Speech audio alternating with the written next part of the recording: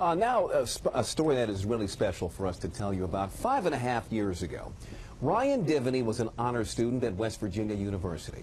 But tonight, that 25-year-old requires round-the-clock care after a brutal beating he survived in Morgantown. Well, now an endurance athlete from Northern Virginia is taking two wheels to bike from Oceanside, California, all the way across the continent to Annapolis in just 12 days to help raise money for Ryan's care. While Frank Fumick pedals and pushes his limits cross-country, I have found myself in basically the toughest cycling race in the world for somebody that hates to bike. Go figure, right? Ryan Divney and his father Ken will continue charting their course. Push through. Trying to piece Ryan's once promising life. His very last at bat was a home run. Back together. My main goal was to keep Ryan relevant. He was a student at WVU a little over 5 years ago, and he was beaten up by a couple guys and basically left as a vegetable. He's been diagnosed, I believe, as minimally conscious, which means just the basic level. For Frank, Ryan's story really hits home.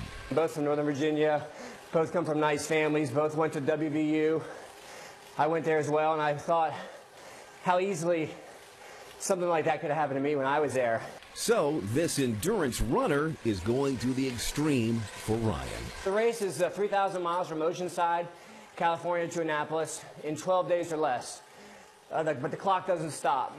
I'll be looking at about 3 hours sleep every day, and the rest literally on the bike. Eat on the bike, do everything on the bike. Frank is making the trek to raise awareness and money to help the Divneys, as Ryan's 24/7 care costs millions.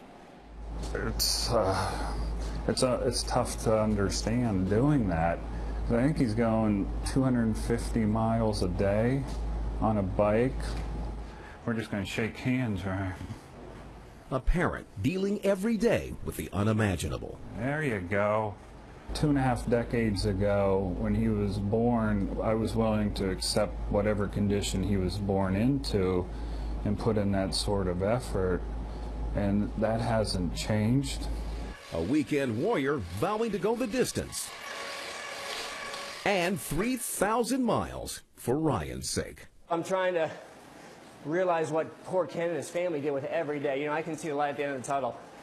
2 weeks of cycling is over, but Ryan and Ken and his family are in this for God knows how long. So I'm trying to just keep that in my mind and keep going, because I know they have to. Now that's what a hero looks like.